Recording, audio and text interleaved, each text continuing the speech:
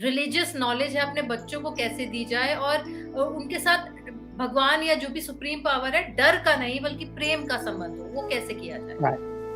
देखिए, इसमें ना लॉजिकल आंसरिंग करनी पड़ेगी। दुनिया को दुनिया के हिसाब से ज्ञान देना पड़ता है। बच्चों को समझाना चाहिए। 4 बच्चे हैं एक पेरेंट के। 4 बच्चों में से एक बच्चा इसलिए पढ़ाई करता है कि देखो पापा ना शाम को मारेंगे अगर मैंने पढ़ाई नहीं की, होमवर्क पूरा नहीं किया तो पापा मारेंगे। एक ऐसी भी फैमिलीज पाई जाती हैं। और एक बच्चा है जो कि डर से पढ़ाई करता है। दूसरा बच्चा इसलिए पढ़ाई करता है, कहता है पापा ने बोला इस बार अच्छे मार्क्स आएंगे ना, वो मुझे प्ले स्टेशन लेकर के देंगे, मुझे वीडियो गेम लेकर के देंगे, मोबाइल स्मार्टफोन दिलवाएंगे, इसलिए पढ़ाई। तीसरा बच्चा इसलिए पढ़ाई करता है, कहता देखो मेरा कर्तव्य है, मेरे माता पिता इतनी मेहनत करते, मेरा कर्तव्य है कि मैं उनकी लिए पढ़ाई करूं और एक अच्छा इंसान बनूं। So this is a duty. So first is fear, second is desire and third is fear, fourth is love. अब बच्चा इसलिए पढ़ता है क्योंकि ना मैं अपने पापा से इतना प्रेम करता हूं ना, मुझे उनकी आंखों में अगर मेरे गंदे नंबर आएंगे आंसू देखे नहीं जाए। Just because I love him, because I love my mamma, I have to study hard. अब इन 4 बच्चों में से सबसे अच्छा समझदार बच्चा कौन सा है? जो फोर्थ वन है, जो fourth one. Simple. So similarly Sanatan Dharma कहता है भय बिन होए ना प्रीति, यानी प्रीति यानी प्रेम तक जाने के लिए भय बिन होए ना प्रीति, भय से शुरू करना पड़ेगा। इसलिए हमारे शास्त्रों में भी अरे ये करोगे पाप हो जाएगा, ये करोगे तो पुण्य हो जाएगा।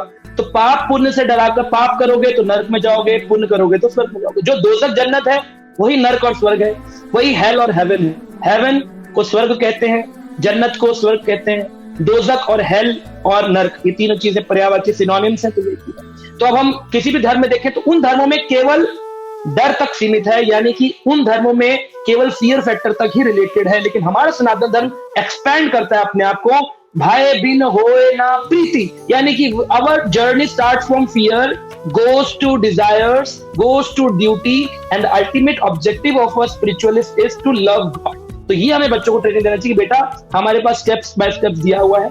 यहाँ पर बहुत सारे लोग हैं, like if you take my example, अपना लिक्रेटिव करियर एमएनसी का छोड़ करके, जहां सन 2010 में मुझे 2.5 लाख रुपए महीने का पैकेज मिल रहा था, मैं यूरोपियंस के लिए काम कर रहा था और यूरोस कमा रहा था सन 2010 में।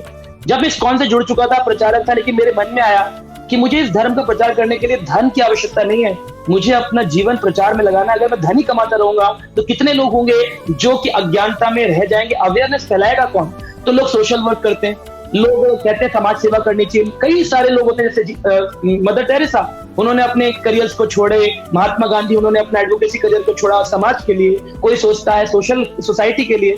तो similarly I left my lucrative career just to aware society about scriptures. और मैंने मेरे पेरेंट्स को मैं धन्यवाद दूंगा, अपनी पत्नी, अपने बच्चों को, कि उन्होंने कम में गुजारा करने के लिए स्वीकार किया कि हम कम में गुजारा करेंगे।